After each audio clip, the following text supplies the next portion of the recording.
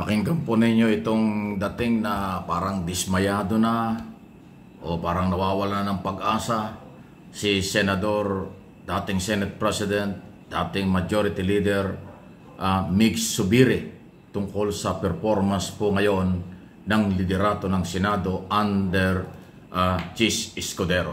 Ito po yung kanyang paliwanag. I've also been a majority leader for 3 terms. And I've also become the Senate President. So, for me, committee, okay na yun. Sa inyo na yung mga committees, wala ako dyan. Ang tinitignan ko na lang na yun, ang integridad ng Senado bilang institusyon.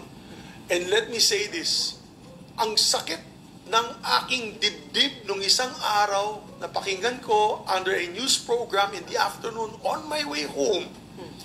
Pinag-uusapan nila itong issue ng impeachment.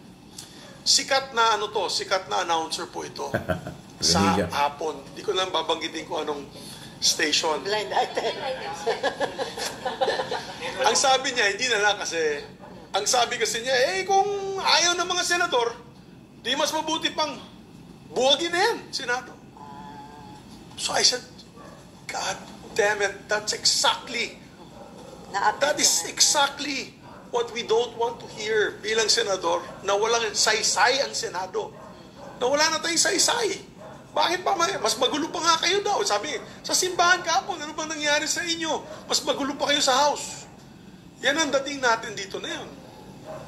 So, I've never heard that in my almost 25 years in public service. You know, for every legislator, ang pangarap nila maging senador. Parang judge yan Parang judge, gusto mo maging Supreme Court. Associate Justice. Abogado ka, gusto mo maging Associate Justice of the Supreme Court. Yan ang gusto nila. Dahil nakikita nila yung integridad ng Supreme Court. This is the policy-making body, the conscience of the nation, di ba? So, the Senate has always been, as I've said, the last bastion of our country, the last bastion of democracy for our country.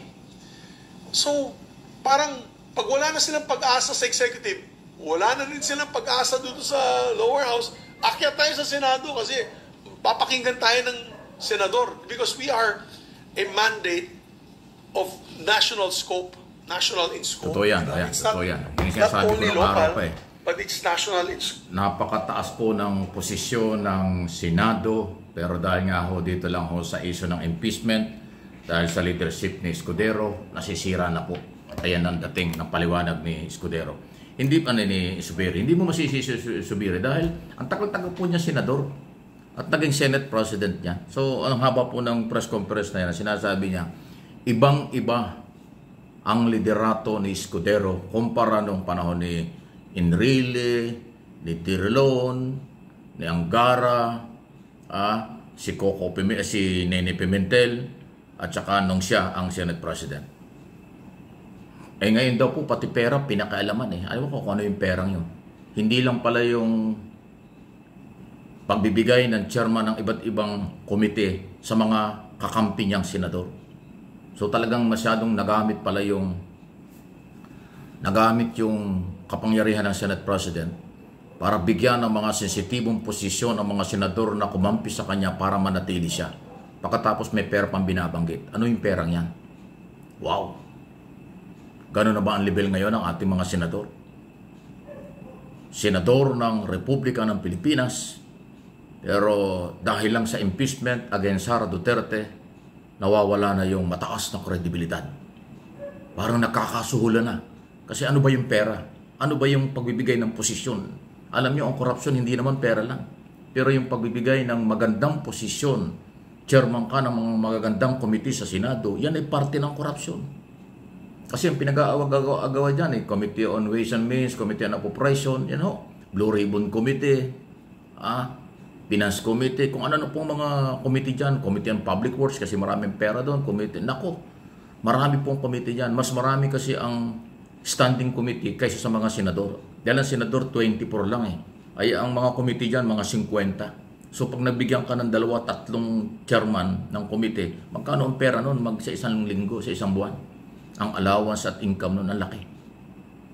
Yun po yun. Akala niyo walang pera sa pagiging chairman. May allowance po ang chairman ng komite. May allowance din ang vice chairman. Yung mga member, meron ding allowance yan. Kaya kung ang laki ng pera ng mga senador, sabi ko nga sa inyo, barya lang yung 2 milyon nakita ng mga yan isang buwan. Barya yan. Ang port barrel o project na naka-assign sa bawat senador, pinakamahina 2 bilyon sa isang taon. 2 to 5 billion ang more or less mga project na nakukuha ng senador taon-taon sa national budget.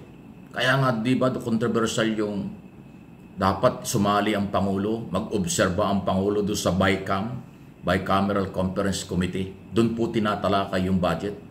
Final, pagkatapos ng deliberation ng Congress Senate, yung Bicam doon po ang pinali. Doon nangyayari ang insertion. Doon nangyayari ang singitan. Minsan, approve na sa committee.